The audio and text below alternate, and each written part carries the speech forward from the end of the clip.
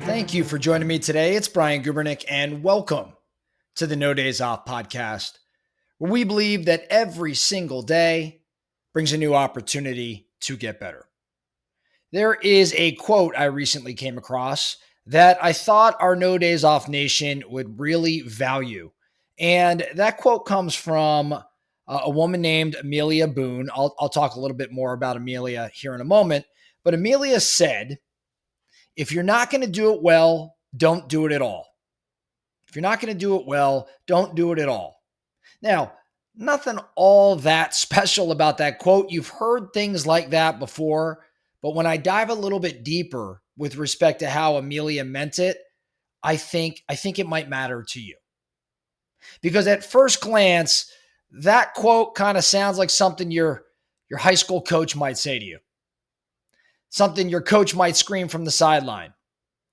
In reality, though, I actually think it's one of the most misunderstood pieces of wisdom that, again, you may have heard. So let's unpack it a little bit. Let's talk about Amelia Boone and what she really meant.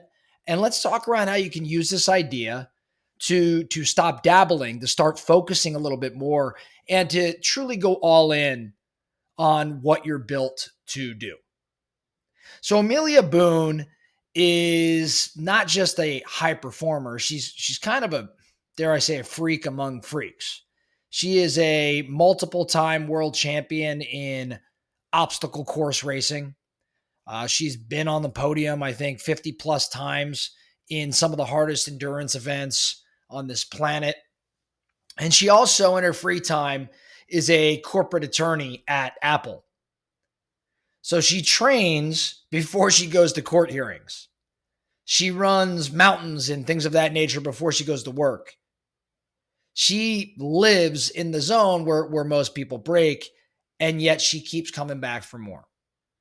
So she's a pretty special individual.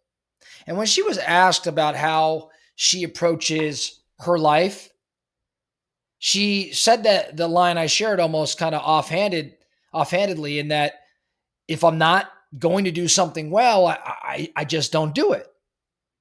And it wasn't because she's afraid to fail, but it was because she refuses to waste time on things that she knows she'll never actually commit to mastering. Let me say that again. I want to make sure we're clear. She's making the statement that if she can't do it well, she's not going to do it at all.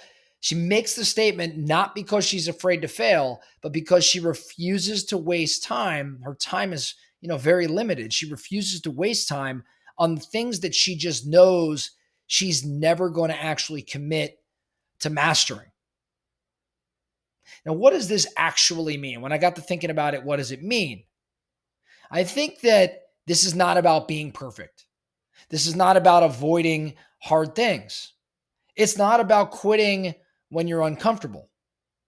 What I take it to mean is it's about choosing your battles. It's about knowing your lane. It's about, I would call it, ruthless prioritization of excellence, of focus. Because mediocrity, even in the smallest of doses, can be really, really expensive because it dilutes your energy and it clutters your calendar. It stands in the way of your edge. So when you agree to things that you're just okay at, you're actually saying no to the things that you truly could be elite at. And I think that that's the cost that most people never really count. I think this shows up in business all the time. In business, you tend to get paid in proportion to the size of the problems that you solve. So if you're spending your time dabbling, maybe building a bunch of landing pages that don't convert, or testing out different CRMs without actually committing to one, or launching all these different revenue streams with no real backbone or foundation, you're not actually a business owner. You're kind of a juggler. And eventually you're going to drop everything.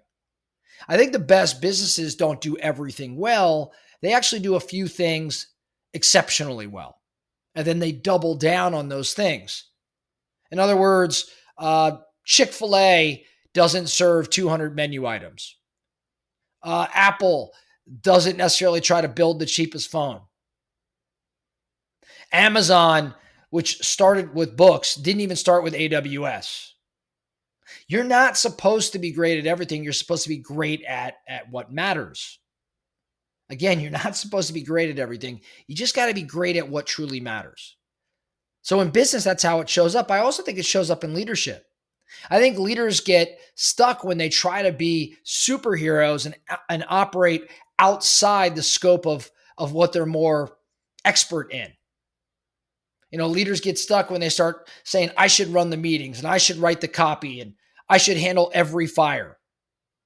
No, I actually don't think that that's accurate. I think you should lead from your strengths and you should build around your weaknesses. When I say build around, I mean systems or bring in other people around those areas that you're just not exceptional in.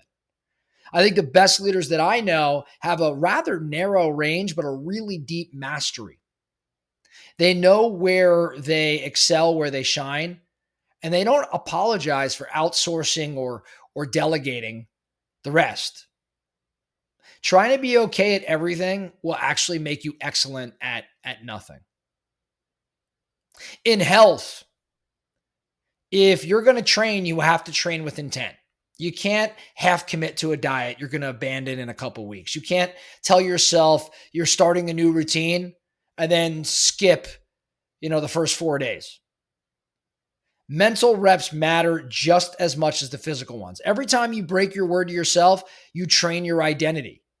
You train yourself as, I'm someone who quits or I'm someone who tolerates average. Instead, I'd encourage you to flip that. I'm someone who does what I said I'd do. I'm someone who trains on purpose. I'm someone who plays to win. That's mental fitness. That's identity construction. And I think that's what Amelia Boone is really talking about. And lastly, I think we can apply this concept to relationships. If you're going to be in someone's life, actually be in it. Don't say you're present and then scroll on your phone during dinner. Don't say you're all in and then leave when it gets tough. Don't keep one foot out the door just in case. Your attention is finite. Your time is finite. Your loyalty is finite. So you either bring your full self or just don't bother showing up. Because halfway is worse than actually being gone. Because it gives this illusion of presence while delivering what I would say is kind of this experience of absence.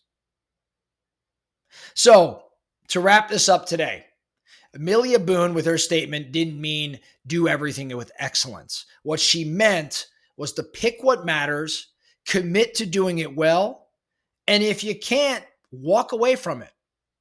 Solve for it in a different way. Another system, another person, whatever it may be. That's not quitting, that's focus, that's clarity. And I think that's how high performers buy back their time and their energy and their greatness.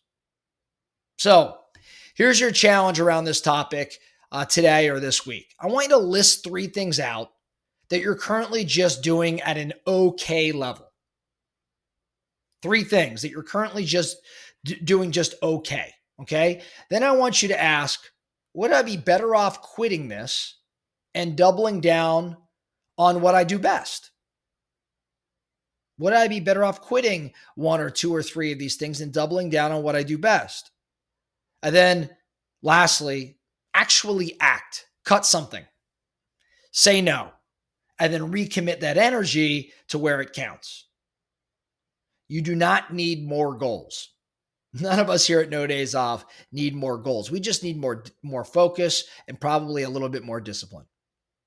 We need more courage to stay in our area of expertise, stay in our lane, and then just drive like hell. That's all I have for you today in the No Days Off podcast. Thank you so much for listening. And remember, every single day brings a new opportunity to get better. So let's get after it.